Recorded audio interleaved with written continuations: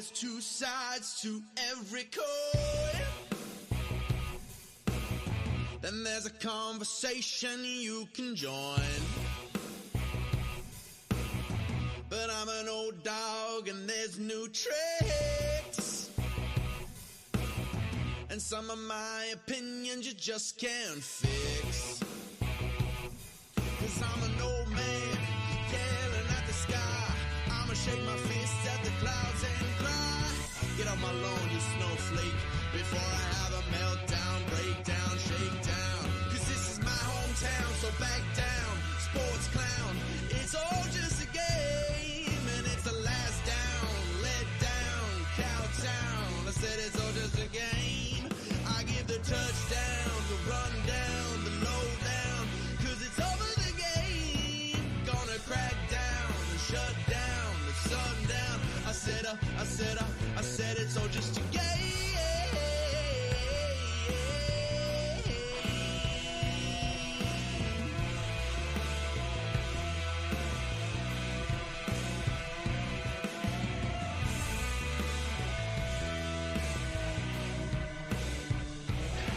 Happy August, kids. Glad you could spend some time with us today. I am me. You would be you. Welcome to Just a Game. We are live in the Oodle Noodle studio. I want to thank them for their partnership. We have I think a really neat show today because it's my show, so I get to call my shows neat. And it's not for a broad audience. This is not going to be Craig Conroy numbers, but very few things will be. But this is a show that I think is uniquely Calgarian, proudly Calgarian, and carrying on a legacy in Calgary. And I'll get to that in a second. A pox on the house of the province. Didn't even allow the Commonwealth Games to get their feet underneath them, pulled the support yesterday. We had David Legg on a couple of weeks ago, criticized the Sport and Tourism Minister last week for suggesting that, we have to have plebiscites every time we want to bring an international event and have spend money there. That's a picture, by the way, taken in 1978 of a facility that is still being used today. Not in this city. God, no, not in this city. That's up in Edmonton. That's Commonwealth Stadium. My criticism remains that we, as a province, as a city, need to support dreamers. I thought I just, again, I have very little interest and very little time debating the merits of what the province did. And this isn't a party thing. This isn't anything. It doesn't matter. If it could have been, the Rhino Party in charge. And if you're telling me that we've got to have a plebiscite every time we're going to spend money to bring international competition to our city and our province, then, beat it. You're hiding and you're cowering from the wrong things. We need to be open. We need to be welcoming to the rest of the world. And we are in many, many, many cases. So how does that tie to today's show? Well, I'm glad you asked. Thank you for doing that. It ties today's show very simply. 1988, just like our friends up north, City of Champions, we tie ourselves to 1988, as we should. 1988 was the new bar for international competition. It was a new bar for the Olympics. It was a new bar for getting out and being proud of your city and supporting your city by volunteering. And Calgary remains an incredible volunteer city. We are not here today to be critical of it. We are not here today to be anything other than celebrate it, because we know that many, many, many in our fine town love to be giving of their time, love to be of service. I am always impressed by the number of young people nowadays that automatically want to be of service. I am always, always so grateful to those who have retired from work, who are older in their lives, more wise, who continue to give back. All of us in the middle continue to give back. So today, we could rename the program Friends of Rob. I won't lie to you.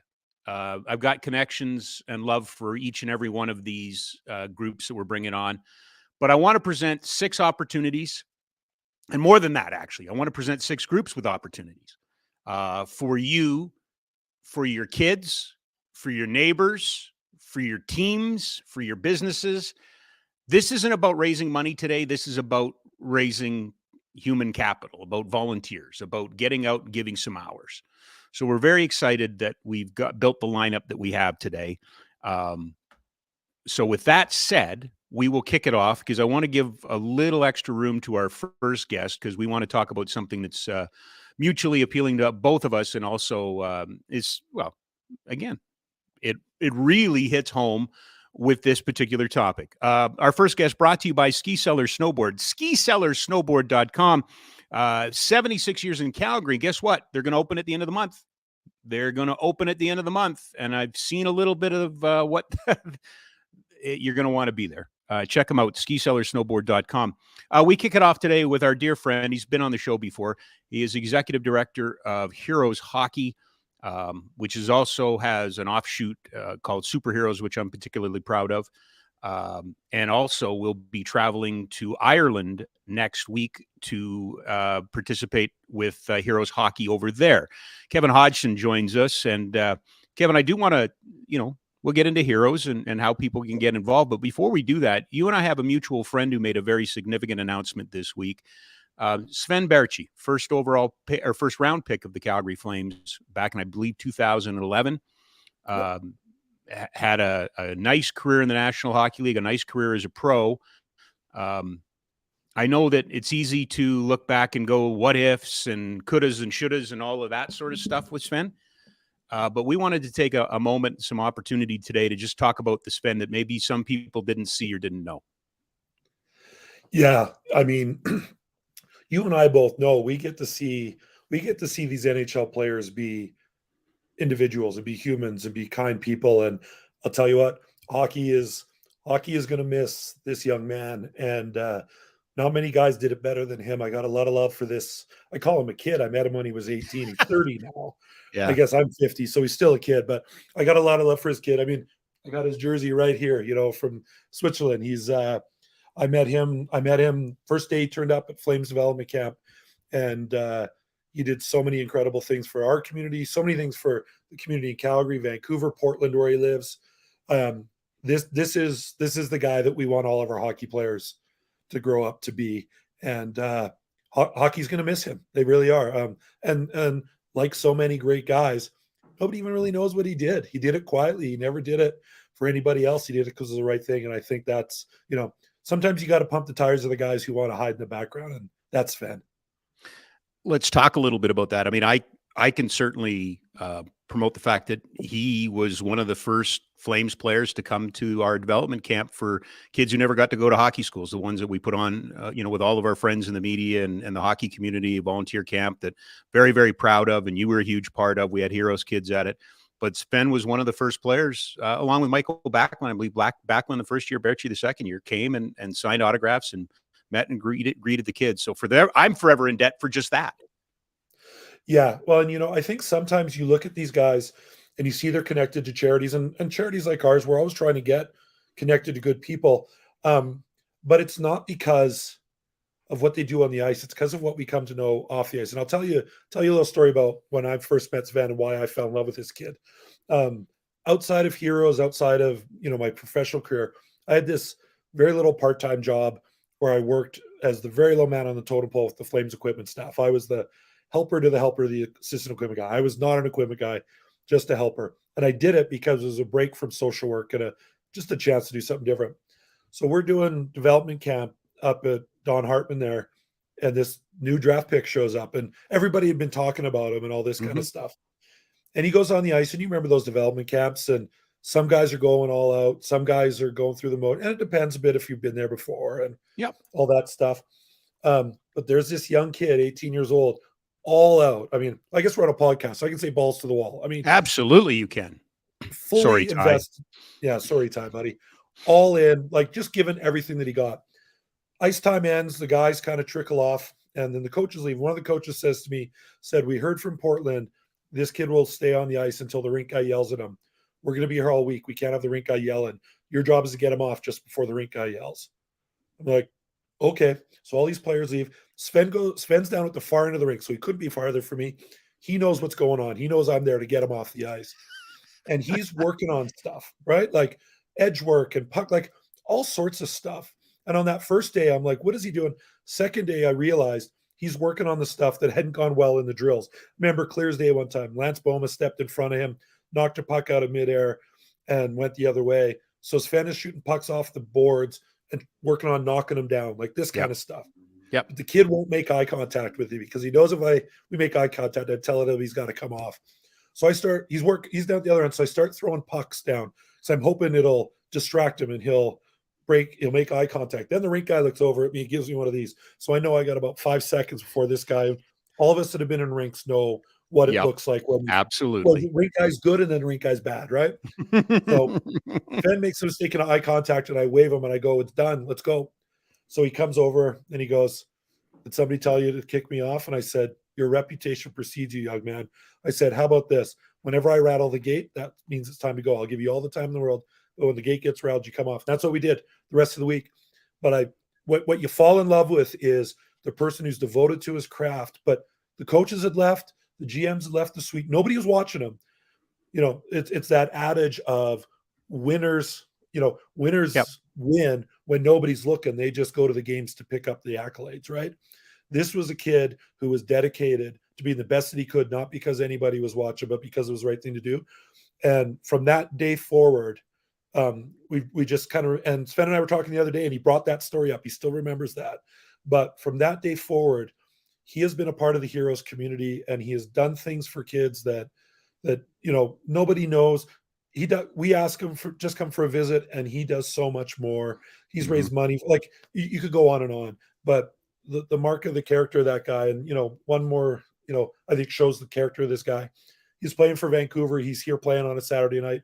I'm at the airport Sunday morning and I go through security and there's Sven sitting on the other side of security while they're looking through his bag. And he looks bad. He looks bad. So I go to him, I go, holy smokes, I didn't expect to see you here because the Canucks flew out, I would assume, after the Flames game. This was after I'd stopped working down there. And he can't talk. He's got a jaw injury. His jaw wasn't broken, but it was misaligned. It's like totally out of alignment. So like totally opposite sides of your mouth. It looked gross, all that. He couldn't talk.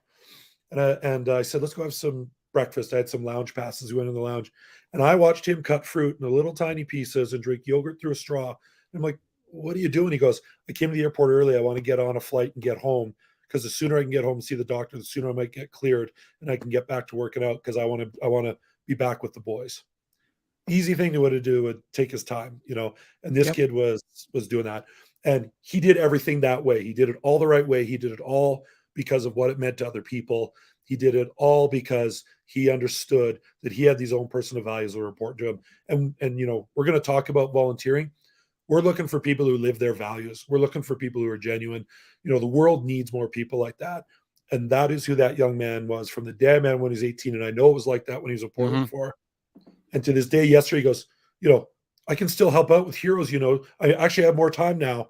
And I said, oh, we're not done with you. Like he's trying to figure out how in Portland he can help Heroes kids in Canada get connected to the game. And I wouldn't be surprised if he's not showing up at rinks across the country because that's just the guy he is. Do you mind telling the story about the hospital visit? Oh, yeah. So Vancouver. So by this time he was playing in Vancouver and we had this young man named Kane, and Kane's life up to this point was hard enough as it was. You could have made a movie about it. And then Kane was about 12, 13 years old, and out of the blue, he has a massive stroke. And nobody could figure out what was going on. And it's changed Kane's life to this day. And he had met Sven before, and Sven had read books with him. Like he had done all this big brother stuff, cousin, uncle stuff. Yep. Like, so we text Sven and just say, hey, are you in Vancouver? Because I think it was just before training camp and guys come back at different times or whatever. Or maybe it was end of season, whatever. Anyways, it was not a time he should have been in the city, but he was. We said, Kane had this stroke. He's in the hospital. It would sure mean a lot if you just pop by for a visit, but we prefaced him. He might not know who you are. Like, and we said, we're just looking 15, 20 minutes of your time, Sven. 12 hours later, he's still there. And he sat with a rolled up sock. It still gets me. A rolled up sock they turned into a ball and they played catch back and forth. And for like 10 hours. And Sven talked to him the whole time. He brought jerseys, he brought pictures, like all this kind of stuff. And Kane wasn't really tuned in that this was Sven, but when he saw the pictures, he made the association that he knew this guy. And Sven stayed, and then he said, I'll be back tomorrow. And he came back tomorrow. And then he said, I'll be back tomorrow. Like he kept coming back. And the nurses, you know, at the hospital knew who he was. And they realized really quickly, this wasn't an organized team visit. This was a young man doing right by another young. And Sven was in his mid-20s then. Mm-hmm. And he grasped it. And that was before he was a father, but you could see the father he was going to become from that moment.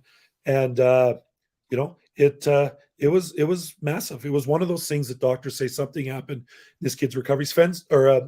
Kane's not back to himself, but things changed in his recovery for that. And it was because his buddy was there, right? And unasked, like just because it was the right thing to do. Yeah. I will always have a special part in my heart for that kid. I'm not supposed to, like, I get it. And I'm not taking a shot. You know, Ryan Pike and the Nation Network guys have written posts about him and look at him from a hockey standpoint. That doesn't matter to me. That kid's a winner. Like, absolutely has always been a winner. The easy thing is for guys like you and me to sit back and poke holes at how well guys play hockey. We should be celebrating the women. Yes. And this is the same with the women hockey players. Absolutely. All these women pro players, these university players, whatever. Well, okay, but talk about Emily Clark then, and talk about what we delivered yesterday. I mean, in that same regard, because that's going to lead us right into what we're going to talk about. Right. So we met Emily Clark 5-6 years ago when she was 18, 19 years old, the national team. And lots of times you have people say, hey, like, I'd love to help out. Here's my contact information. And their intentions are good, but sometimes it's hard. You know, they move to a different city, or they get busier, or they get a new relationship. So not everybody follows through. Emily followed through right from day one. When you speak about a young person again who gets it. Yep.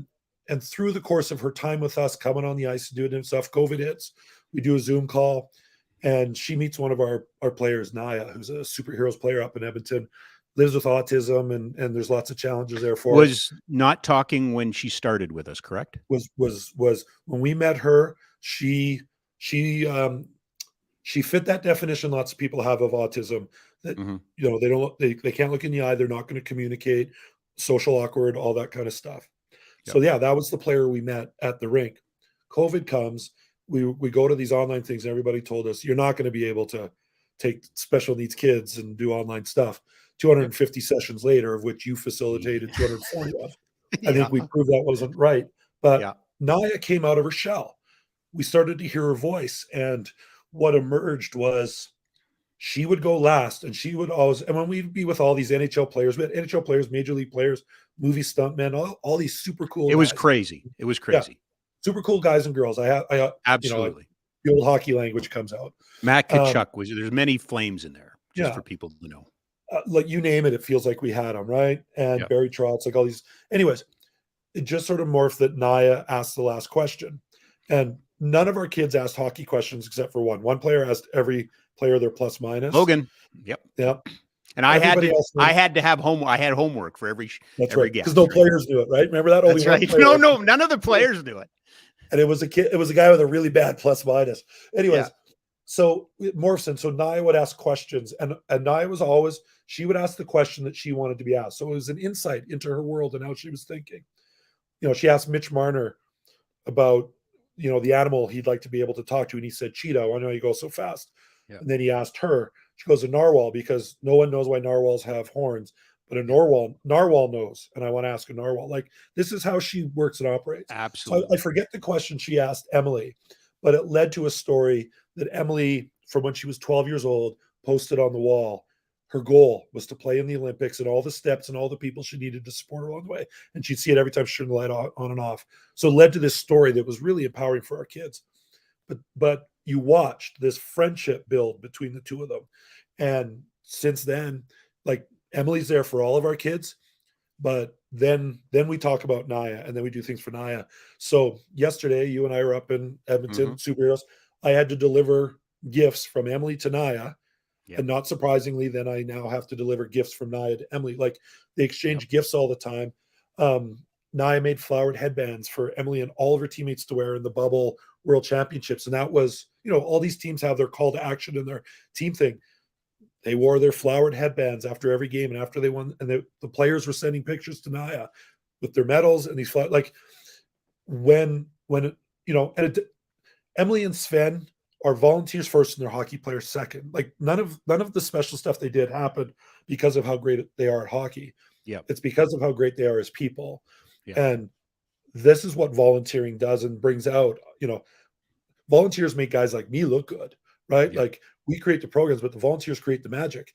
And they go and do these things with these kids that change lives. I had it happen again yesterday. You don't even know this, I got an email from one of the young men, connected to Hitman players that live in Edmonton, skate with our kids, who made a connection with a kid now who he's never connected with anybody, but for some reason he fell in love with him. So volunteers have the ability. I think in the old days, the idea was volunteers needed to come and change the world. We need volunteers to come and change one person's world. And if everybody changes one person's world, we change the world. And volunteers can have a major, major impact if they want to. And all they have to do is bring them their genuine self. And I think Sven and Emily illustrate that, but guy or girl off the street who aren't high-level hockey players can have the same, if not greater, impact. We have, and we can go down the list, but we have so many. So let's take a moment. Can you break down Heroes and the different programs and what you offer?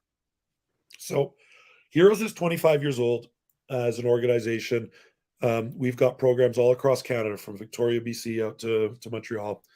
And on the hero side of things, these are the kids with significant barriers to playing hockey. So finances are a major barrier. 95% of our players, their families identify that basic needs on an ongoing basis is a challenge. So when that's the world you live in, registration for sport, that's the last priority.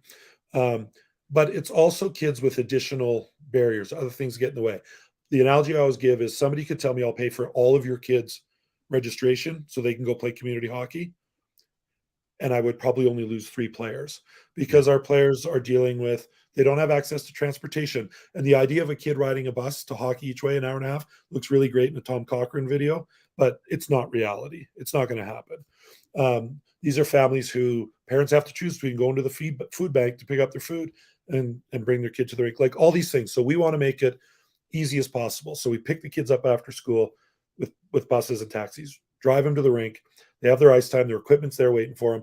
We feed them, and then we transport them back home. Make it as easy as possible and barrier-free as possible. Now, no aspirations to turn them into a high-level hockey player. They will never take Emily Clark's spot on the bench. This is about using the sport to remove barriers to sport. Then we can work with them to remove other barriers to be successful off the ice. They come in when they're in grade 4. They stay as long as they want. So I always say to coaches, when you're coaching and you say, man, I wish I could coach this kid for 6 or 7 years, or man, I wish I could help this kid with his homework. I just know it's there. And every coach has that. They've seen that kid where they go, man, if I could just, man, if I could just. Yep. This is the world of man, if I could just, because I meet kids when they're 10 years of age, and all of our volunteers do. When you get invited to that high school graduation and they're the first person in their family to graduate, or you had a teacher tell you this kid will never do it, I get 10 more years out of our volunteers when they have that experience. It's people who are willing to play the long game, and it's people who realize the way we move mountains with kids is through a relationship. Kids will go through a wall for you if you build a relationship with them.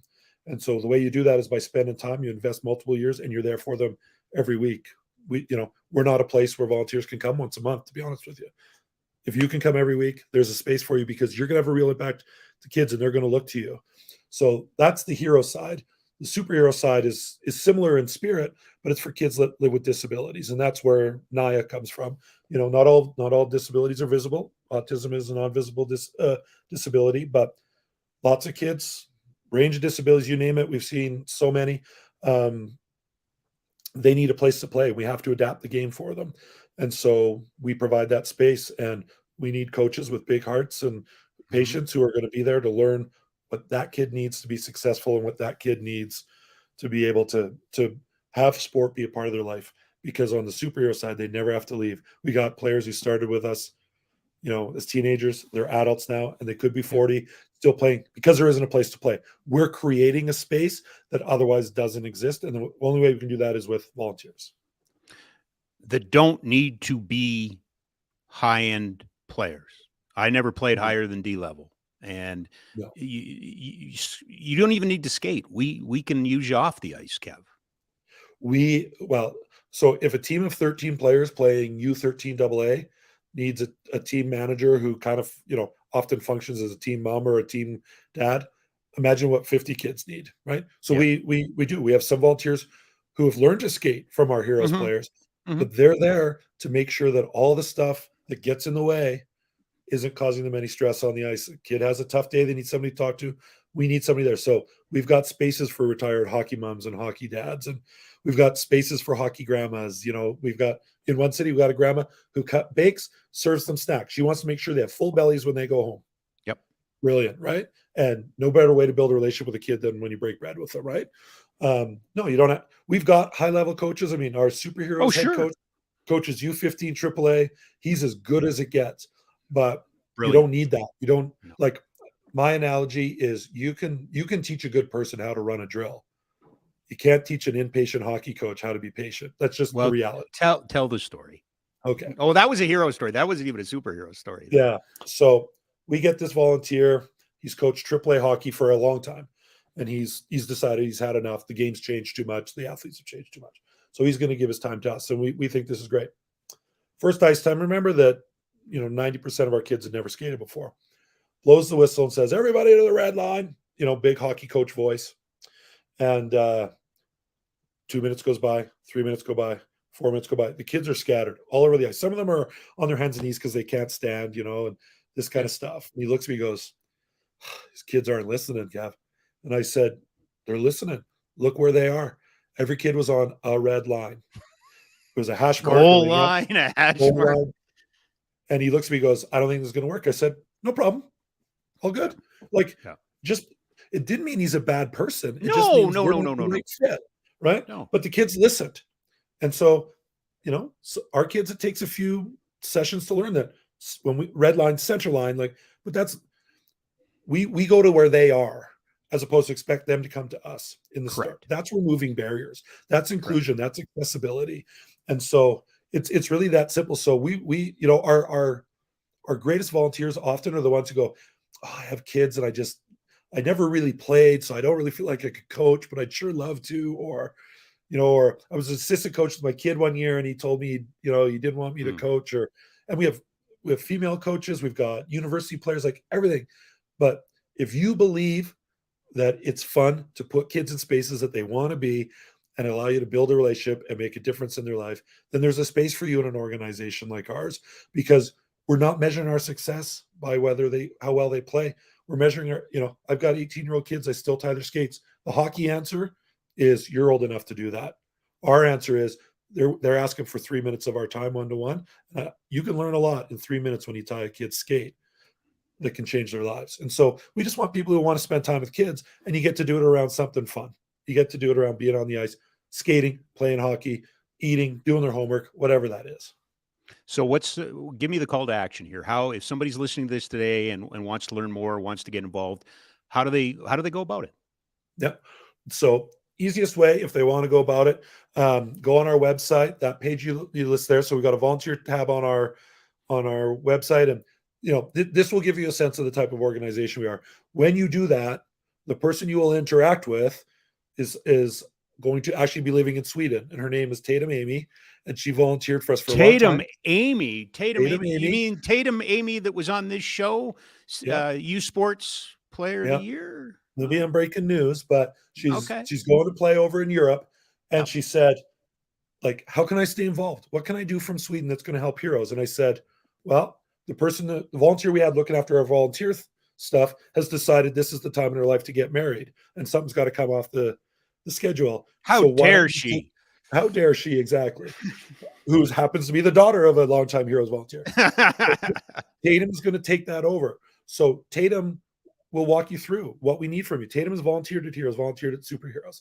Tatum knows who the kids are, and Tatum will lead you through the volunteer process. That's the easiest way. And it's so genuine because it's somebody who cares enough about our organization that's trying to figure out how in Sweden to do it, as she plays with another teammate who used to play at Mount Royal, who used to volunteer at Heroes, right? It reminds you how small the world is. But, it's one of those things. We don't have a list of who we need or what jobs we need filled. what we need is great people. Our youngest volunteers are 18 years of age, because you have to be an adult to volunteer.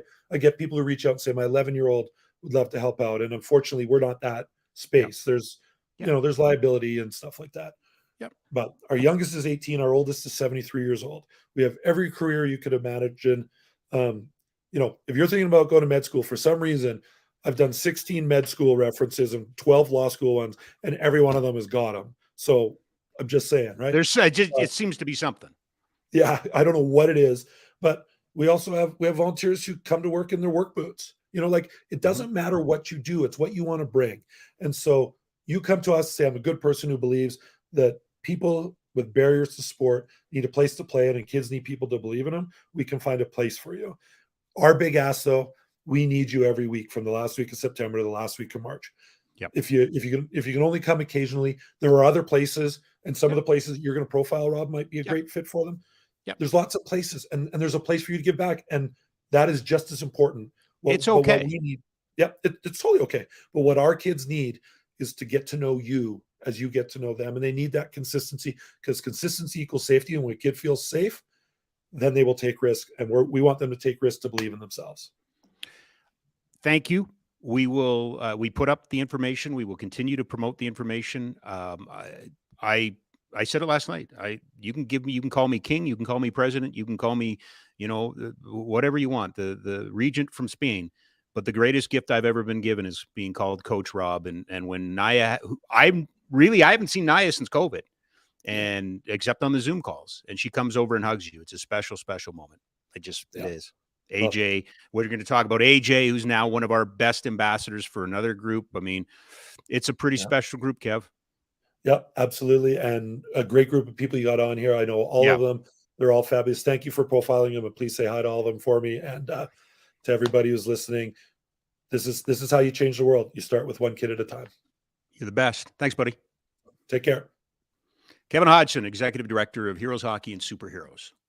One option. But don't go anywhere. Don't go anywhere. We continue. Our next guest brought to you by Ski Cellar Snowboard, skicellarsnowboard.com. 76 years in Calgary. As I mentioned, they're going to be open up at the end of this summer, end of this month, actually, which is pretty much the end of summer. And then we get into the fun months, right? The winter months. That's when you can ski and snowboard.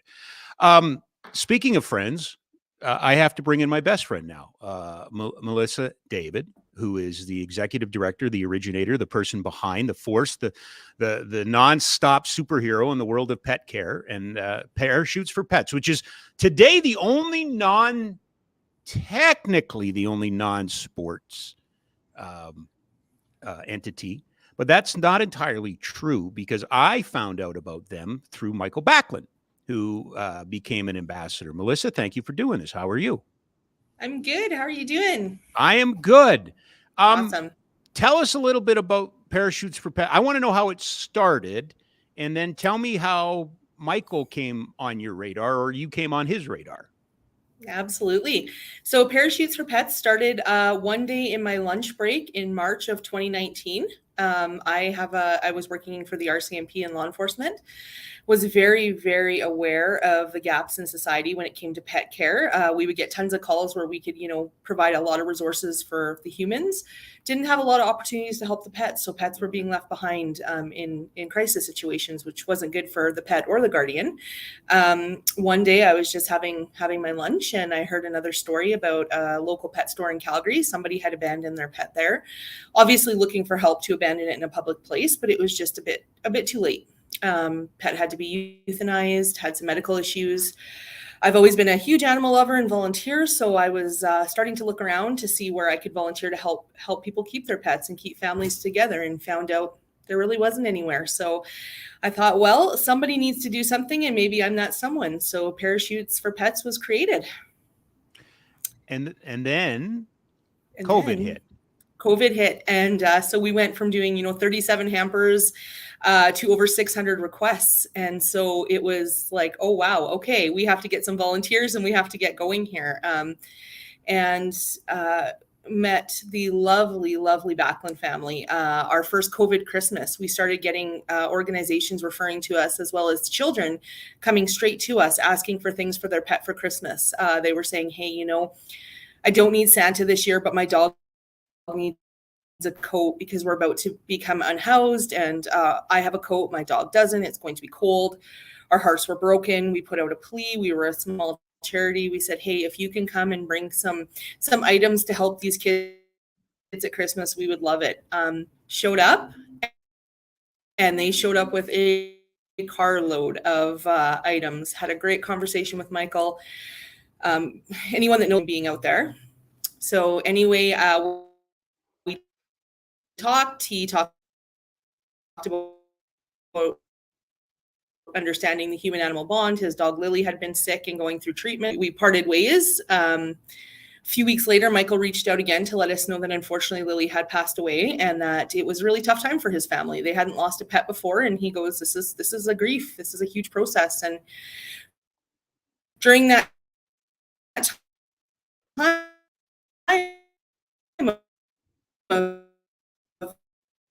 of helping these children, lots of social workers and other agencies were coming back to us saying, hey, are you a fuel behind Lily's legacy and honor her memory? And they were completely on board. So we created Lily's Legacy in honor of Lily Backlund. And to date, we've helped 117 foster children in the Calgary area keep their pets when they transition.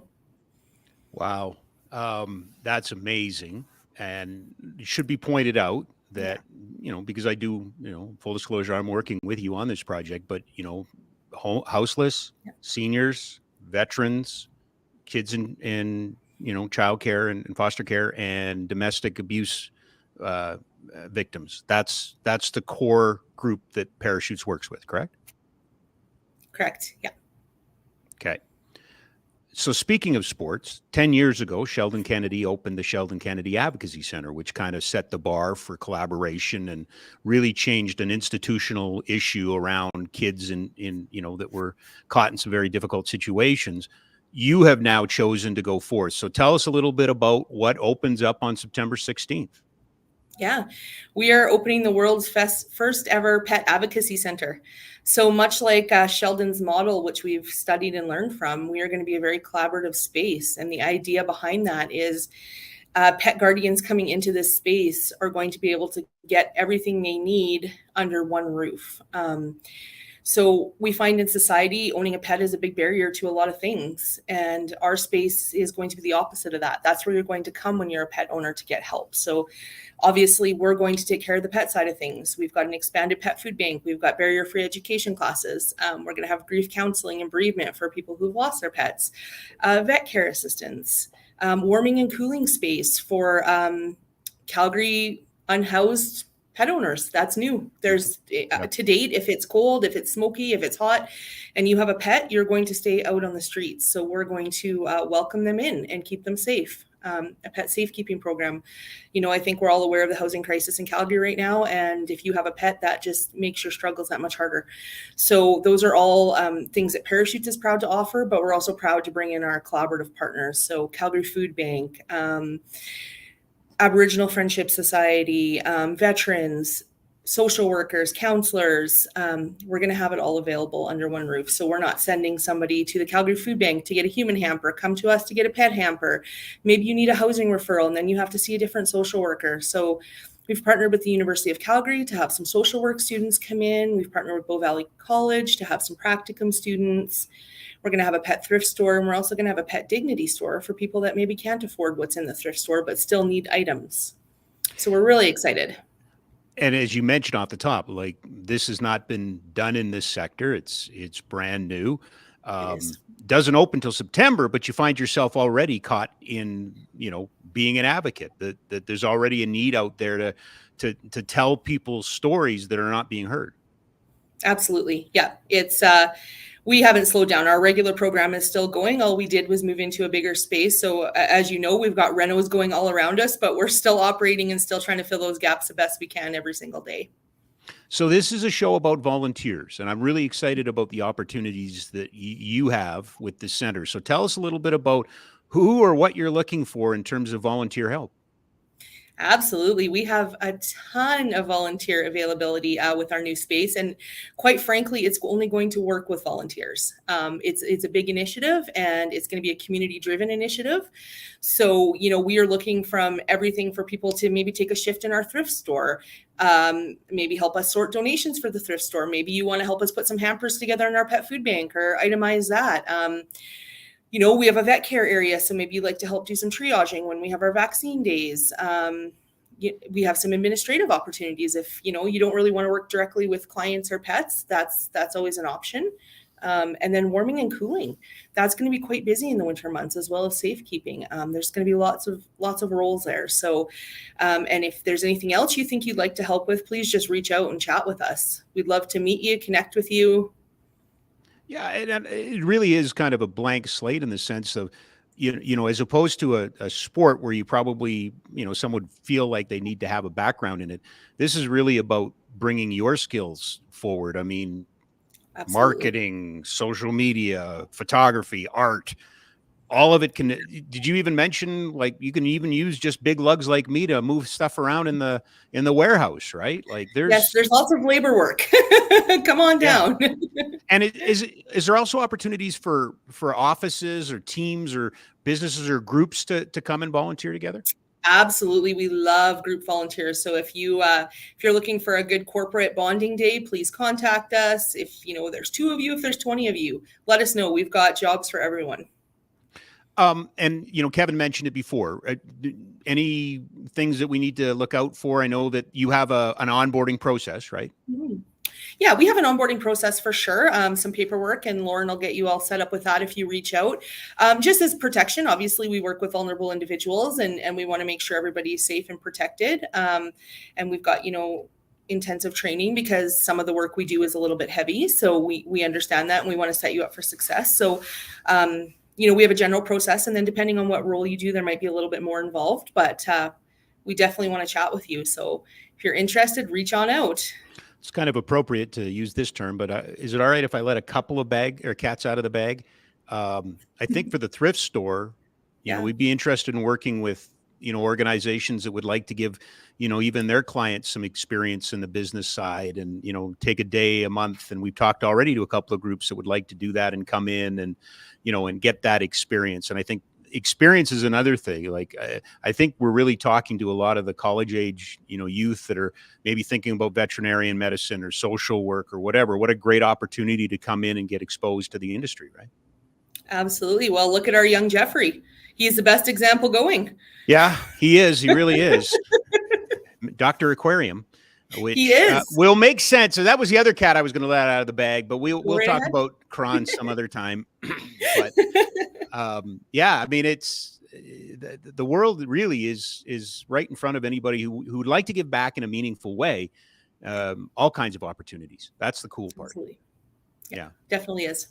All right. Call to action. How do people find you? How do people volunteer? Where should they go? What do they need to know?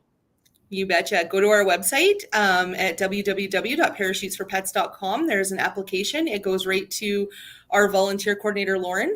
She's fantastic. You'll love her. She's a little Aussie that we brought in, and she is just awesome. So she would love to connect with you. You can also give us a call. Our number's on our website if you'd prefer that, or you can email us. But either way, we will get back to you. And we should mention a cadre of ambassadors. We mentioned Michael Backlund, Brent Cron's an ambassador, Grace Dayfo is an ambassador. Lots of people on this show will be familiar with. David Legg, Darren Haynes. I'm going to miss Katrina LeMay Doan, Trent McClellan. You got some really neat, and you've added one this week too. You betcha. We were very excited this week to bring Mackenzie Uyghur on board. Actually, we were really excited to bring Ziggy Uyghur on board, but he had to bring his dad, Mackenzie, with him. So, yeah, really looking forward to working with the Uyghur family as we go forward. Yeah. And for those who are wondering, not a single implication to on ice anything. So, it was really interesting, some of the responses on social media, because people were looking. No, Michael invited Mackenzie in. Like that's how teammates. That's what's happening here. People are learning about it and saying you got to be part of this. So that's the really cool part. Yes, absolutely. Chatted with Michael yesterday. He's excited. He's ready. He's going to be at our grand opening on September 16th. So don't read anything into it. Yes, don't read anything. Melissa, congratulations on what you've done so far. It's amazing. We hope that this inspires a few, 15, 10, 5, 4, 1,000 people to get a hold of you, because all of them will help. All of it, all that help will go to good use at the New Pets Advocacy Center. You betcha. Thank you very much. All right. Melissa David from Parachutes for Bets, brought to you by Ski Cellar Snowboard, skicellarsnowboard.com. 76 years in Calgary. They've got the best. I mean, when you're looking, if you want to talk to an expert, somebody who goes down the hill every weekend, go to Ski Cellar Snowboard. If you want to talk to somebody who might be, not that there's anything wrong with other sports, but might not be a skier, you might want to go to other places. But somebody who's, invested in what you're doing and what you're asking, that's Ski Cellar Snowboard, skicellarsnowboard.com. It is our volunteer program. And actually our next guest is the impetus for said program. He's the one that suggested it, so you can blame him. I'll give you the email and you can send him the hate mail. I shouldn't say that. Mike Kelm is our next guest from Ringette for All. You know him better as Noah the goalie's dad and Ty, who won't let me swear his dad. But Ringette for All is a really cool program. Mike, is it safe to say inspired by your experience in superheroes? Well, I'm not going to take credit, Rob.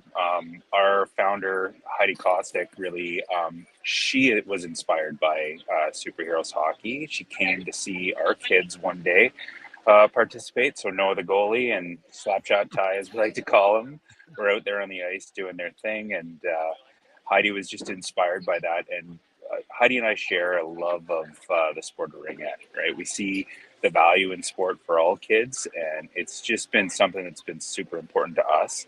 And Heidi was the person that spearheaded this, and of course she reached out to my wife Karen and I to assist with it, and we couldn't be happier with the way that things have gone over the first 3 years of the program. So tell us about the program. Who's it aimed at? Who do you want participating in Ringette for All? Well, I think the name in this instance kind of speaks for itself, right? We're an adaptive program for ringette for basically anybody that doesn't have a place to play. As you know, in Canada, it is really, really difficult for some segments of our population to enter into sport. And you and I have had these conversations again and again, the value of being a team member and being involved in sport. So we provide that safe and inclusive space for all kids to be able to do that, whether they have cognitive difficulties, whether they have motor disabilities, it doesn't matter. We are there to support that segment of our population in a way that hopefully is helpful to them, and it has been for over the last few years. So who did you find coming to the program, or who is in the program now then? Are they adjacent to Ringette? Are they sisters of current players? Who's participating? Well, that's the really incredible thing, Rob, about our program is we have kids from the age of 5 all the way up to 18. And I like to use the term emerging athletes, but they've come from all different segments. We have some family members whose siblings have played ringette in the past. We've had players who have played ringette in the past, but didn't find a fit, or maybe didn't have the supporting coach or volunteers that they needed to help them reach their potential and feel as part of that team. So we provided a safe and awesome space for them as well. And I'm a big believer in taking those kids that have a little bit more skill and ability because they have had experience, and then working on them to become mentors for the group. And that's something that I think is super important as we move forward. And then there's just people that have not had the opportunity yet to be part of a team, and ringette may be the conduit to that. It may not have been their choice that, I woke up today and I wanted to be a ringette player, but they found a spot with us and they found a love of ringette, just like I have when my daughter signed up for ringette. So what do your ice times look like? What is the commitment like for a volunteer? Great. So we are a 1 day a week program. So we have a standard ice time at Stu Hendy Arena on Sundays at noon. The commitment time would be from noon till about 2:30 by the time we would pack things up. And I can guarantee this, from speaking to all our volunteers, it's the best couple hours you're going to have in your week. You're going to leave there feeling uplifted. You're going to leave there feeling like you have made a difference in a young athlete's life and encourage them. Who are you looking for, Mike? Who are the volunteers? What are the attributes of the volunteers you're looking for? Well, I sat there and listened to Kevin Hodgson talk earlier in your podcast here, and we share a lot of the same beliefs when it comes to what makes a great volunteer. The big thing for me is continuity. We'd like somebody that our kids know that they can trust and know they're going to be there on a week-to-week basis. I mean, things come up, but we do like that, and our kids really strive or really are affected by that continuity of their volunteers and their coaches. Do they need to be a high-level ringette player? No, they don't need to have played for Team Alberta. Actually, really all we need is somebody that knows how to put on a pair of skates and encourages people of all different abilities to get out there and be a good teammate. We're about a 360 kind of philosophy when it comes to the athlete, right? Mm-hmm. We like to encourage not just the athlete on the ice, but the athlete in their communication skills outside the ice. We like to support the families in the stands, and a lot of times we're dealing with families that have never had an opportunity to have their child play an organized sport. So we find a lot of times our volunteers spend time mentoring families on what it's like to be a ringette parent, and what do we do, how do we cheer, how do we become part of the team, and then do those other things, the team activities that typical stream ringette does as well. We try to recreate that for them as well. A couple of questions. One, and I should have asked this, or should have brought it up with Kevin, but I'll bring it up with you. Somebody might listen and go, "Oh, you just need 2 or 3." It's not like able-bodied sports where 2 or 3 coaches can do it. You really are looking for that almost 1-to-1 number, are you not, with a program like yours? Well, that is the issue, that a program like ours and a program like Kevin's has, right? Yep. We don't know until we get our participants on the ice what they need, right? And they're going to drive our volunteer need. Yep. So we will always, that is my commitment, we'll always have enough volunteers to support the child. And if that means that they need 3-on-1, if that means they need 2-on-1, if that means I can put them in a group that has, 3 in a group with 1 volunteer, that's great. But we don't know that until we know that, right? I always say this, when we entered into this program, we didn't know if we would spend weeks at a time just working on getting a helmet on a mm-hmm. kid, because as you know, but mm-hmm. maybe a lot of your listeners don't, sometimes the sensory needs of some of our participants make it such that even just putting on a pair of ringette pants might be a very difficult thing for them. And we work with our emerging athletes to be able to do that and be able to join the rest of their team on the ice. And that might be a process that takes some time, and that takes volunteers that are committed to putting in that time. And you know this because you've lived this, being on both sides of this equation. Disconnecting the parent from the athlete is important too, right? That, they need, you need to build that trust so the parent can just go be the fan and doesn't have to be on the bench and doesn't have, we learned that in Superheroes. It was really important to let you guys just go be parents and let us take care of the kids. And you got to build up that trust, right? Like that's part of this process too for volunteers. It really is. And, it's funny. I've spent a lot of time being a hockey dad and being a ringette dad and being that coach on the bench or on the ice. And when we entered Superheroes, gosh, I think it was 4 or 5 years ago. 4 years ago now, yep. No, the goalie, yeah. Yep. So Kevin told us right off the top that we'd be sitting in the stands and cheering on our kid. And I didn't know what to do. And it took me a long time to to sit back and relax and really be able to watch and enjoy and soak it in and talk to other parents over a coffee. And I think that is a really valuable part of a program like ours, where we are very focused on making sure that we don't get a volunteer commitment from our families. Some of them have stepped up and done bottle drives for us and done other events to try to support the program, which is fantastic. But in the game day, practice day sort of scenario, we don't want them on the bench. We would like them to sit back and just be pure fans and pure parents. And I think that's very important. Much like our program, we don't charge our registration fee, and as long as I'm with us, we're not going to, because we want to make sure that that's not a barrier for our participants. We want them on the ice, and we want to offer that at a way that doesn't limit their ability to join. This is a big year for Ringette in Calgary, right? The Golden Rings are here, so we're going to be talking a lot about Ringette in our city this year. Well, yeah. So last year we had the Canadian Ringette Championships within the city, and it was a fantastic event. I really encourage, if people don't have in the wonderful age of YouTube, I would look for some high level ringette on YouTube and get to know the sport, because it is fast and it is fun and it is amazing. And it is referred to as a female sport. That being said, there are males that play ringette. There are males in our program. In fact, there's cross athletes in our program. We have AJ from hockey, who plays both hockey and ringette, and he's a fantastic driver and baseball. And he's Parachutes for Pets #1 ambassador. I mean, AJ's everybody.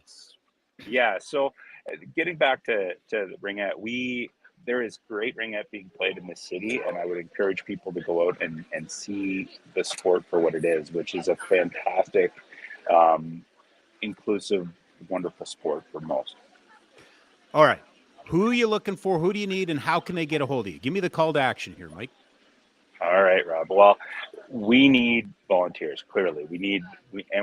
I'm looking for as many as we can muster, but we need people that can tie on a set of skates and are passionate about working with people of all abilities. You need to have patience, but I can teach you the rest. I don't need you to know all the ringette rules. I need you to know how to communicate effectively with individuals.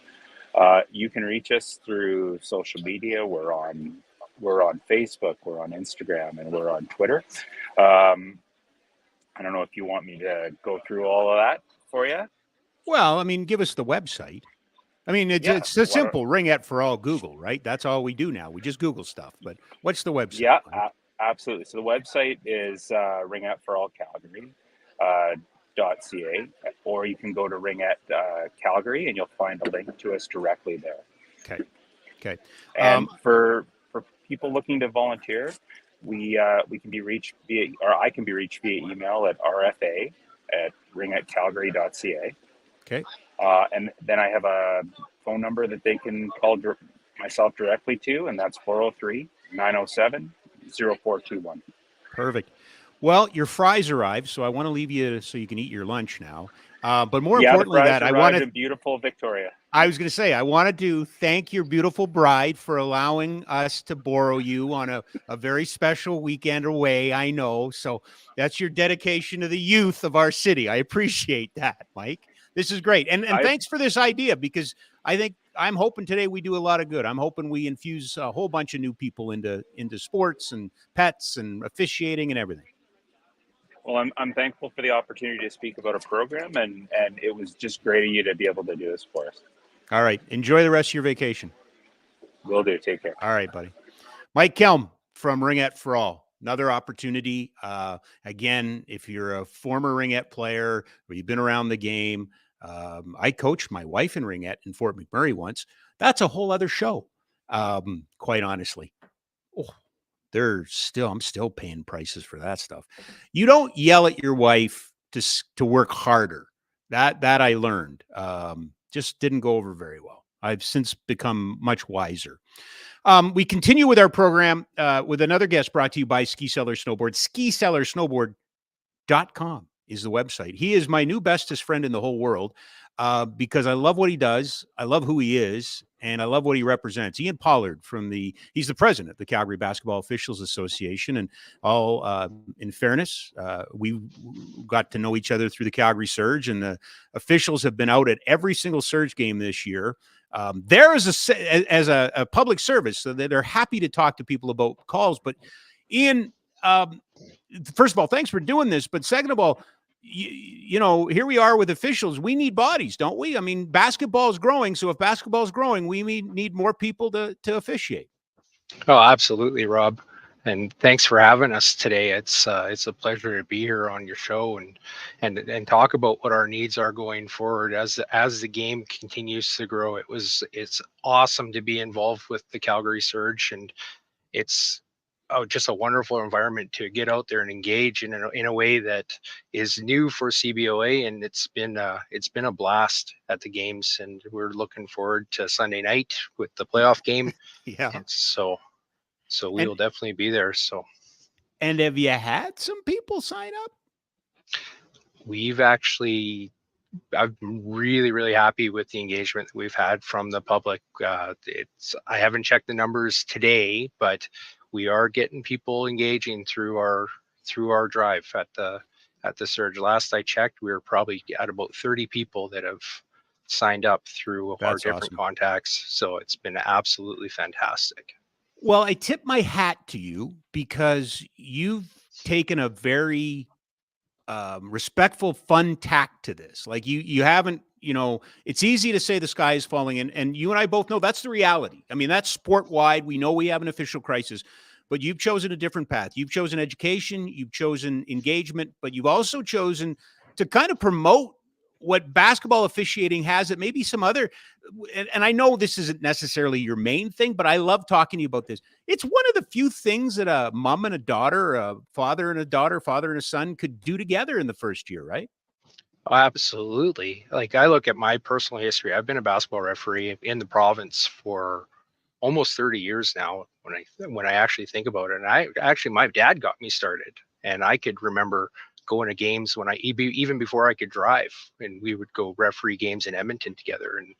And after I was working, my brothers all work and referee at a fairly high level as well now. And one brother's in Ontario refereeing in London, and my other brother's up in Edmonton. He referees university basketball there. So it's definitely a huge family affair. And even locally, we have lots of moms and dads and daughters and sons that are involved in our association. It's just a great way to stay involved as a family. And if you're passionate about it and you've got that family passion like my family does, it's just an amazing way to share one more experience out on the floor. And there is a path forward, right? Like, you know, it's what the person needs. It's what the individual needs. But if they wanted to chase a dream here, that's completely possible, isn't it? Uh-oh. Did Ian freeze? Or is he staring at me? Or a 14-year-old referee, and you've got desires to referee at the highest levels, the NBA, there's a path forward to there. We've got a wonderful member from Alberta that's actually an NBA referee. His first season was last season.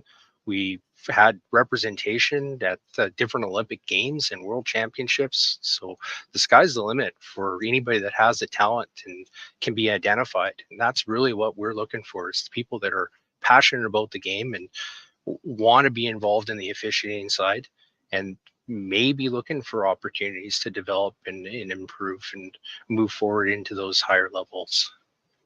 So let's talk about some basics here. Do I have to have played basketball competitively to become an official?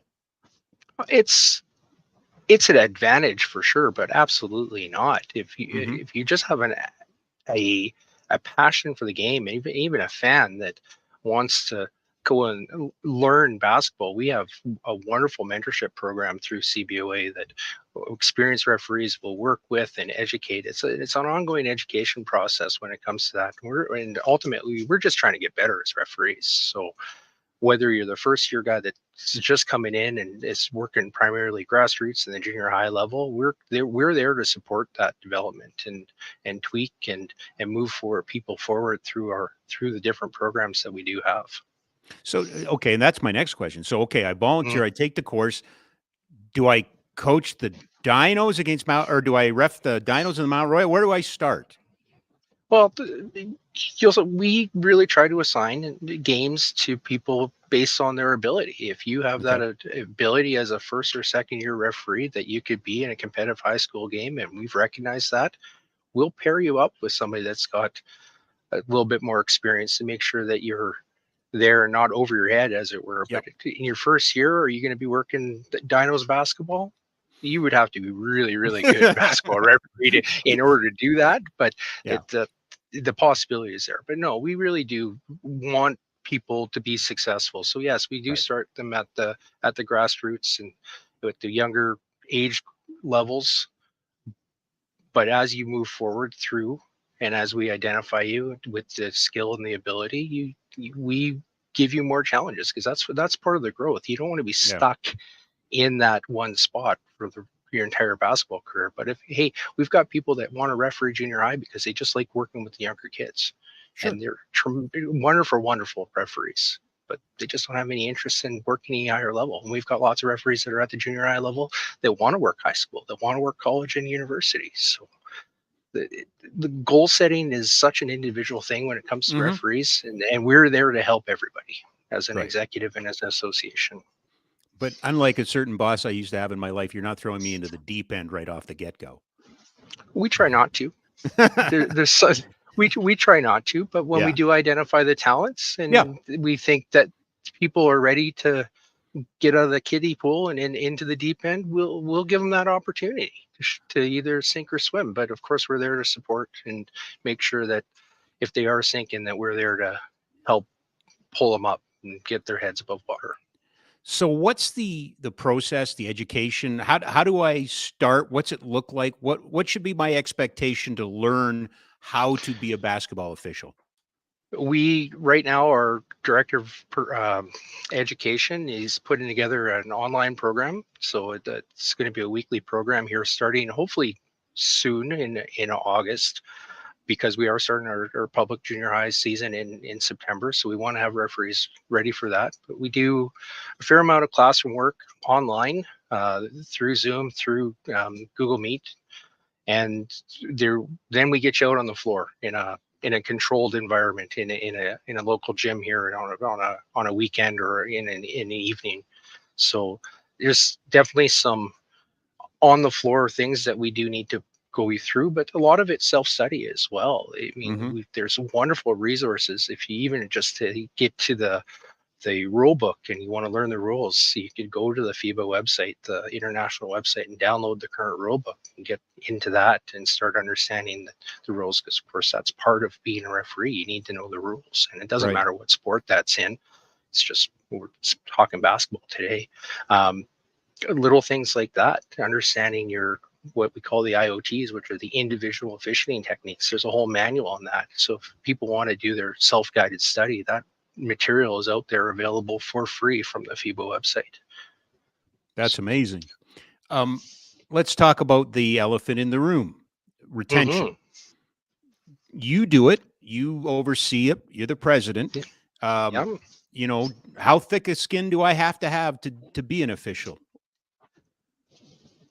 That's a hard question, Rob, because honestly, it's getting harder.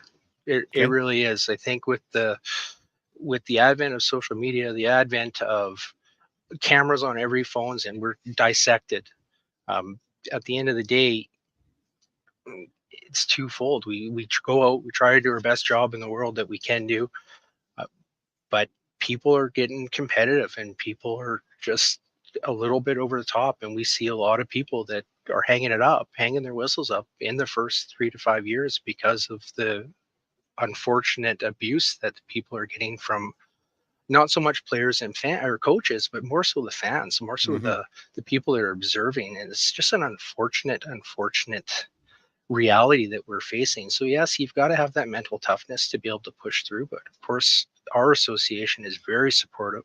Right. Our partners organizations are extremely supportive. It doesn't matter if it's club or the high schools or men's and women's league. If they face that, they help us deal with all that when it comes to people that aren't, they're observers and not necessarily the participants. But so we try very hard to make sure that our people are protected when it comes to and get the those support, negative right? interactions, and get the support for sure. Yeah, absolutely. I'm excited because the Calgary Basketball Officials Association has teamed with Kidsport Calgary, and you're part of Project Ref. Yes. Getting kids in from the Kidsport program and getting them educated. Just a thought, because I've, and you and I've had this conversation, but I'm a big believer that, our elite stream athletes or anybody that's getting something out of this game has a responsibility to give back to it at some point. Do you get a lot of former players or that come back and give back to the sport? Lots of players and lots of coaches. They're looking for a way to stay engaged in the game once their playing careers are done. It's just a different tact, and lots of players and lots of coaches that I've talked to, they've extended their career in basketball by 20, 25 years by becoming a referee. When you think about until this year with the CBL, or I should say 5 years ago with the CEBL, the pathway for a university player or college player after their 4 or 5 years at that level, the highest levels of basketball in Canada, was to go overseas. There wasn't really those opportunities outside. So a lot of those guys would say, well, I don't want to leave home, so how do I stay involved? And they would become referees. And we do see that. It's probably not as much as we'd like, honestly, but they're tremendous people because they have that competitive edge and they played at that level. So of course, knowing what to expect when they have played at an elite level helps, but certainly not a prerequisite for having people come out and referee. Ian, I kind of alluded to this off the top, and one of the great, I thought, graphics or posters that you have is the one that shows the growth and the amount of teams in Calgary. We've seen a bit of an explosion in basketball, haven't we? Yeah, we certainly have. This year, when I looked at our numbers, when I was doing our presentations at the Surge games, I couldn't believe it. We're just shy of 9,000 games that we've refereed as an association this year. And I know that's not just all the basketball that's going on. That's just games that the Calgary Basketball Officials Association's work. We've got a tremendous group and a tremendous partner with the Calgary Minor Basketball Association, and they're running games all the time.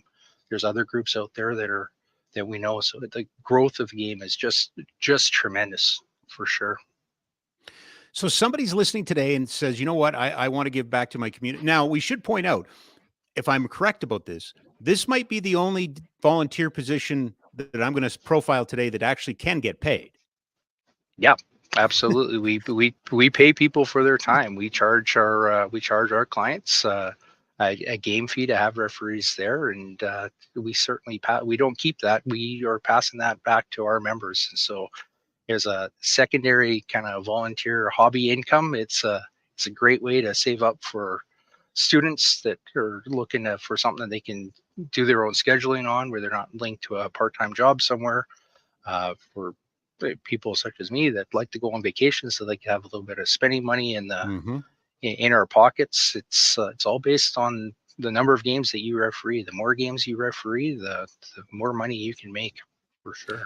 That's definitely an opportunity there. All right. So how can people get involved? How can they find you? What do they need to know? How can we get people into officiating basketball in Calgary? So the absolute best way that people can to contact us is to go right to our website, www.cboa.ca. And in the contact section, there's a big blue button that says Be a Ref. That'll take you to an online form that you can fill out. We'll grab your contact information, and once we've got that information, we'll definitely be sharing our clinic dates and our training sessions, and we'll get you up and rolling when it comes to getting you involved and getting people out on the floor and refereeing. This is awesome. Ian, I appreciate this. Thank you very much. And thanks for sharing that. I'm excited to hear that people have been signing up. That's what we were hoping to do. And, it's that call to action and getting people involved. And if you want to grow a sport, there's lots of ways to be involved in officiating. Again, it's a scrimmage if there's no officials, right? It's That's only a game if there's officials. Absolutely right. And it doesn't matter what sport. And I'll advocate for any sport that people are involved in, whether it's baseball, football, hockey. Officiating is such a key part of any sport that go, if you've got that interest and you've got that passion, consider it and be part of that game. It's hugely important part of the game for sure. We're looking Ian, forward to seeing yes, I'm going to see you on Rob. Sunday. Yes. To see you on Sunday for sure. Well, I will be there. So. You're the best. Thanks for doing this, pal. Yeah, thanks, bud. I appreciate it. Ian Pollard, the president of the Calgary Basketball Officials Association, again, brought to you by Ski Sellers Snowboard, skisellersnowboard.com.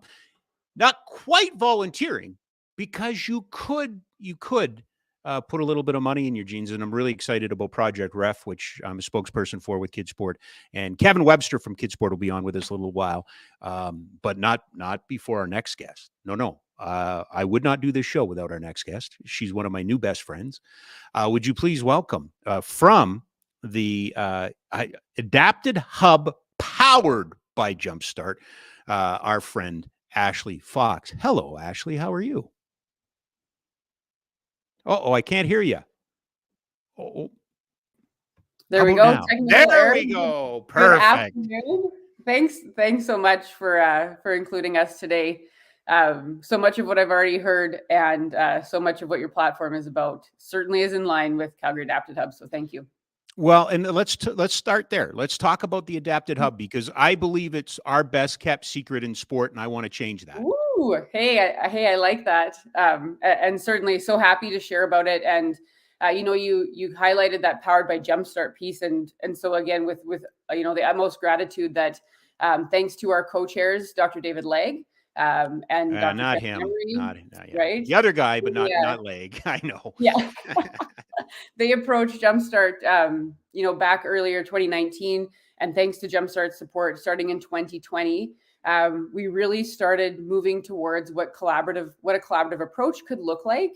Yep.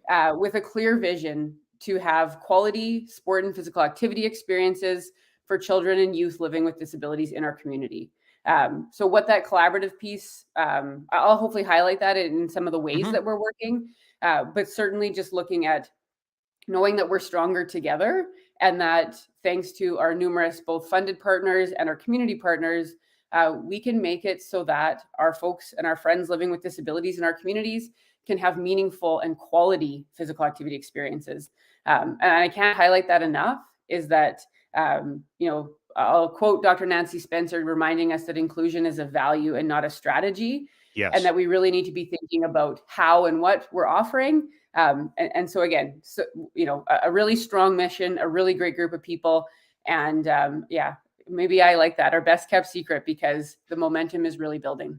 Yeah, and I don't want you to be a secret anymore, because, my journey in learning about adapted sport, a lot of it has to do with superheroes. A lot of it's informed by Ringette for All, but it's also my conversations with Dr. Legg, and he has a vested interest in it. He's, been on the Paralympic committee.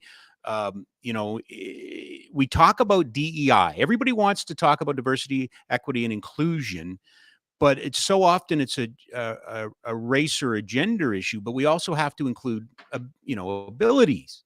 And it bothers me that, there's para hockey for, people if you want to play sledge hockey. How much of the sledges again? Cost in this sector is very prohibitive. Yeah. Or can be. And Rob, right there, I think you've just highlighted one of the main reasons we want to work collectively on this, is that the barriers that exist in sport, right? We could have a whole other podcast conversation about barriers that exist, yet the value so high. We really want those experiences for children, youth, and people of all ages. But we know that our friends that are living with a disability, that the barriers are greater. So if we work collaboratively, can we help to reduce that? And make sure that we, in a family, this was Jeff Book, the CEO at MNP Community Sports Center, one of our partners. He said to me the day that I started in this role, they want to have every family, when they walk through the door, have something for everybody to participate. So if that's our mindset, I think we can really forge forward with that. So collaboration, how do you get kids involved? How do you recruit families to find the sports that maybe they didn't know were there? Yeah, great question. And so one of the services that the Calgary Adaptive Hub offers is a family navigation program. So what that means is a family can reach out to us, tell us a little bit about their child, and maybe some of the things that they've had past experience with, some of the barriers that they're encountering, and what they would, what their hopes and wishes would be for the child to experience. That can be everybody from age 2 to 24. So quite a wide age range there. Thank you for that, by the way. I'm getting a little tired of 18 somehow being this arbitrary cutoff for life. Right? Yes. No. Beautiful. And I'm glad to hear it. Our friends with disabilities, a lot of things cut off at 18. And again, believing in the power that sport has, we're hoping that that can be a healthy transition. Yeah. Right. While other services maybe change, if we can find a sport and space to belong and community, hopefully we can help with that a little bit as well. So in that collaboration, though, in that process, we can help families through that program navigation. But we also help by, talking amongst all of the program partners to say, hey, you might have open spots there, or this is the approach we're taking in our programming. How do we make sure that there are some options for everybody? So just to highlight a few of the great programs that our partners are offering and will be offering this year, all of which have volunteer opportunities. So Cool. I'll set that stage right away too. Yep. Both Mount Royal University and the University of Calgary run what are called CAPA and APAC, so children's activity programs. MNP, Community Sports Center, runs active energizers. WinSport runs a multi-sport adapted program, to which is really encourages mixed ability. So for people to bring their friends who maybe don't have an impairment, a family member, right? Really building community in a program like that. And one of the other things we've seen that's been really cool is that Sport Calgary's All Sport One Day events have offered hundreds of spots, both in June and coming up next weekend in August, that have adapted or partially adapted sessions as well. So when it comes to looking at, how can we help somebody find what's meaningful for them, either as a participant or in this context, perhaps a volunteer, can we help weave them into something that is the right fit? So let's drill down a little bit on the volunteer. You sound a little bit like Parachutes for Pets. Like, what do you want to do? Because there's lots of opportunities, right? Yeah. And so that would definitely be a question. Coming from a long-standing family of volunteerism and growing up in a small Saskatchewan community, much like power of sport, power of volunteerism is, they very much coexist. Yep. And so I think it does have to be meaningful. That volunteer commitment there has to be a spark or something that's feeding you as well. So we will definitely ask that question. And then I think the other thing is what what experience maybe do you have that would help us to enhance as we continue to learn more about inclusive programming? And then, or what do you want to learn? So in most contexts, Rob, probably the easiest thing to say is there is a lot of programming that runs, maybe 6-week, 8-week intervals, 1 hour to 90 minutes at a time. That would be the most traditional type of volunteer capacity. We do have a full operational research team as well as a community advisory team. So maybe there's somebody listening today that isn't necessarily going, interested in working with a 7 or 8-year-old who's embarking on a physical activity journey, but rather would like to give some of their other passion and experience through both research or the community advisory voice. We would definitely welcome that as well. Tell me a little bit about the research. That's interesting to me. That's the first time I've seen board work before, but tell me a little bit about volunteer research work. That's very interesting. Sure. So yeah, we do. We have a University of Calgary is home to our research team. We have a community and knowledge translation coordinator that works with Calgary Adaptive Hub. And what we're looking to do is recruit participants that are in the programs and help us inform, what future work looks like with the hub and beyond, right? So that we can share that knowledge. But what that volunteer work might look like is helping with the data collection, helping with recruitment, attending research symposiums. We run a monthly series of research symposiums. So if anybody was interested in that line of work as well, that might be another opportunity. It sounds to me, and I don't want to make an overgeneralization, but a great place to come if you're thinking about a career in a related field, right? This is as a broadcaster, we were always looking for that first radio job or that first. I would have killed. Well, I did. I mean, I volunteered at a local cable station. It seems to me that if you're orientated in some of these fields, this is a great place to start. Yeah, definitely. And you know what? We are always open to a conversation as well. So even if that's what it is the spark, right? Maybe it's just a spark about wanting to learn more about accessible or inclusive sport and physical activity. Just shoot us a note, get on our newsletter list, start to see. We highlight through a monthly series as well the impacts for inclusion. So people and organizations in the community that are really taking this on and asking folks with lived experience, what do you need? What does this look like for you? What would great sport look like? Right. And maybe what's available and what's not. So yeah, always welcome a conversation in that. I hate to use the word clearinghouse. That's not what I mean. But are you a connector at all for some of your partners? I mean, who may need volunteers? Is that another option here? Definitely. And we're on the brink of launching a membership model so that somebody can sign up as a volunteer so that we can help to streamline them. Because, as we know, between both social media and email inboxes filling up, and sometimes things get missed. So definitely we would love to help be the connector there as well. What's you've alluded to a couple of programs and this program that you're launching, but give me a sense of the next couple of years. What, as you inherit this and move forward, what do the next couple of years of the Adapted Hub look like? Yeah, so I think the gleaming star for us right now with a lot of excitement is that year 4, which is come this fall, is for us. We will be welcoming 5 new partners to our core group. Again, I mentioned before, we have a lot of community partners that we value really highly as well. But around that, just the hub itself, we'll be welcoming Vekova, Genesis Center, Calgary YMCA, our friends at Siksika Health on Siksika First Nation and at Tsuut'ina First Nation. And so I think, Rob, really it's around also diversifying what we offer, right? Yeah. So not only looking at our traditional sport and rec spaces, but also into some of our communities, both with our newcomers, looking to our friends in our Indigenous communities, and what else do we need to be doing to best serve children and youth with disabilities. Is there a Edmonton Adapted Hub or a Regina Adapted Hub? Where do we fit in the country when it comes to facilitating adapted sport? Yeah, we really look to our friends in Victoria through One Ability. They have a really similar model. Andrea Carey is their executive director. And then the Ability Center in Durham, they have an actual physical structure. So we have lots to learn from those folks. And then there is a hub starting in Ottawa, but that's about it.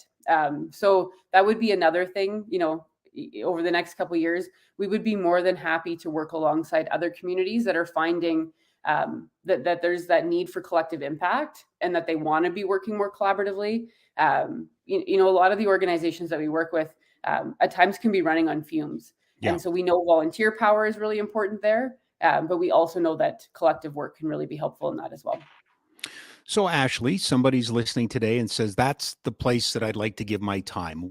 How do they get a hold of you? How do they find you? How do they begin that journey of volunteering with you? So maybe I'll plug that as far as if they're listening today and there is that spark, the most, current and imminent need for volunteers are with our friends at Vekova in their adapted recreation program, at the University of Calgary in their adapted physical activity program. And then WinSport will be firing up their programs again in the fall. So I'm sure there's some need there. So just some specifics on that piece. Getting in touch though, please follow us on social. It's at YYC Adapted Hub on social platforms. Our website is calgaryadaptedhub.com. When you get on there, the join the newsletter is at the bottom of the page. But hopefully you'll be able to kind of get a little bit more about the organization.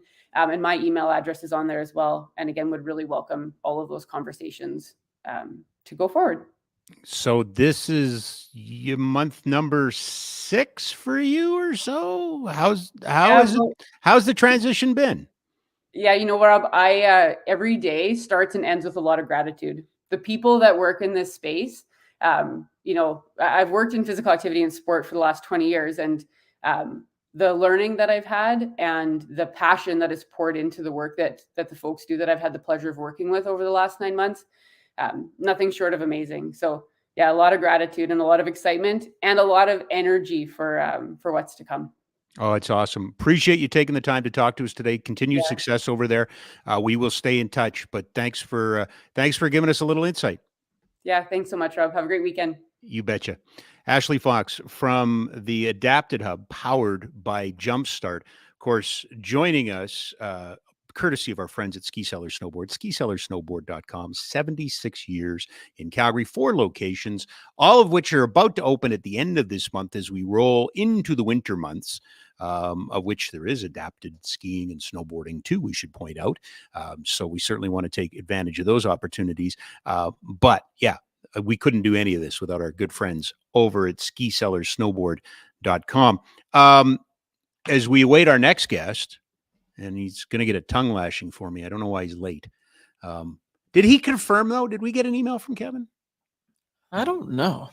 Let me look. You don't. I think it's possible that I might have just said he's coming and he never got back to us. I do want to, again, riffed on the beginning of this show about, the decision yesterday by the provincial government to pull any funding from the Commonwealth Games, thus ending that bid. We do have a major event coming, which is the Special Olympics Winter Games, which are next February into March. Speaking of volunteers, if your orientation is more of an event, I'm sure Karen Domey and Cheryl Bernard over at the Winter Special Olympics would love to have you. I know there's going to be a great need for volunteers there, a big need for volunteers. So we eagerly await the opportunity to talk about that. I'm sure that's coming up as well. So as we've been on this journey today, presenting you these options and opportunities, if you so choose, if you want to be, and I'm not guilting anybody, if you want to be service, here's some service to your community. Here's some opportunities. I present them only as options. People, I get questions all the time. I'm thinking about giving back. Where am I best suited? What do you want to do? How can you help? It's Calgary. This is what we do. We volunteer. Did you find him? He hasn't sent anything, so it's quite possible. Did you sign him up? I might have signed Kevin Webster up and not told him. So if anybody's listening to the live stream and knows Kevin, you might want to give him a call. But I think I'm worried he's on holidays now. So I recently stepped down from the board at Kidsport and the Sports Bank, but I can do this. This is no problem. So I'll get it started, and hopefully Webby will join us here in the next couple of minutes. I should. Oh no, that's the graphic. I got excited because I saw the Kidsport logo. Oh, there he is. He has this nice little background. But anyway, let's talk a little bit about Kidsport Calgary, which, by the way, thanks to the generosity of Calgarians and thanks to the hard work of Kevin Webster and his staff, they are incredible. Kidsport Calgary is the biggest chapter in all of Canada, and that comes in a couple of different forms. It comes in money raised, but also money distributed and kids helped and equipment out. I believe Sports Central up in Edmonton may still have a little bit of a slight lead in terms of in terms of volume of equipment, but it's a little bit of a different shop and a little more established. But in just in the last number of years post-COVID, the amount that is given to families or dedicated to families has gone up. The volume of kids has gone up. These are all good things. The bad thing, if you like that, is it's the number staggering of kids that could use the help that still aren't accessing it. And so that's part of the mandate of Kidsport, is finding ways to connect with the community, find who's out there that can use Kidsport's help that doesn't necessarily get it, doesn't necessarily find it. So that is certainly part of the mandate, as well as Sports Bank, which has kind of come under the auspices of Kidsport. Brody and the gang do a great job there. They are always looking for volunteers. They always need help in intaking and cleaning and drives, but also in helping get kids into the equipment they need. They have fitting days. Matter of fact, last time I talked to Kevin, which was a couple of days ago, he was in the middle of I think they were doing 30 or 40 kids 2 days ago. So they can always use volunteers, and that's a great place as well for teams and businesses or organizations that want to do a group volunteer. You can certainly do it with the sports bank, and all you have to do is go to their website. Kids Sport is always looking for volunteers to help with events. Kids Sport is present at, I believe, over 100 events a year. So they need people to help sell 50/50s. They need people to sell raffle tickets. Eric Francis's Pizza Pig Out needs volunteers. Brian Burke's Targets for Kids needs volunteers. The golf tournaments in the city are unbelievable in their support of Kids Sport. So we can always use people who just want to come and raise the flag and talk a little bit about the work and the kids that we help in the community. We mentioned with Ian a couple of minutes ago with the Basketball Officials Association, Project Ref, which is very near and dear to my heart, as we now allow kids who are getting Kids Sport funding to get part-time jobs by giving them the resources to become officials, the equipment that they need and the education that they need. And then they can, not only can they go back, but they can play a sport, but they can also get a part-time job out of it, which I think is incredible. And that's under the leadership of our good friend, Kevin Webster. So I am not personally taking it as a slight. I'm pretty sure Jack's right that I just thought he was going to be here and took advantage took advantage of him, quite honestly. But we'll give them the love anyway that they deserve, because they're pretty incredible. Kids Sport Calgary and the Calgary Flames Sports Bank, two resources that can always use bodies, that can always use help. If you can, make sure you reach out to them. Now, I'm going to go in a different direction, and maybe Kevin's going to join us. I don't know. But I think I owe him an apology, but hopefully we've given him a little publicity. And I mentioned Special Olympics. So, all of these groups today need volunteers. Special Olympics Winter Games needs volunteers. I do this only not in a way to admonish anybody. I'm not trying to make anybody feel guilty. Exactly the opposite. This is an incredible city for volunteering. I just want to present some opportunities that maybe you, your kids, your family, your neighbors, your business, or whatever can use. We're going to break up all these interviews and post them individually. But certainly appreciate everybody, taking the time today and maybe investigating, asking some questions. There's nothing wrong with asking a few questions. Some good news. No, let's do it this way. The opposite of that. Tough couple of days in this city. A couple of weeks ago, we lost Dan Carson, longtime radio personality and voice of the Calgary Stampeders in stadium. A couple of days ago, my alma mater, my alumni Rogers, lost Chris Bowen. Chris, just tragically at the age of 37. I don't want to, please don't want to give the impression that, I knew him to see him. He knew me to see me. We worked in the same building, but he was beloved by the news staff. He was beloved by the people that worked with him. It's tough watching a young guy like that, that was so much promise and he was so good at his craft. When I look at this picture, I get angry because it's real easy to hate on the media. I get that part. And it's real easy to say they got an agenda and all that crap. But I think of how hard these kids work to bring news every day and how passionate they are about news. And Chris was right in that group. So obviously we want to, extend our condolences to his family and definitely to his friends, and of which there are many, many, many. And the other loss, and this one too, was not expecting this.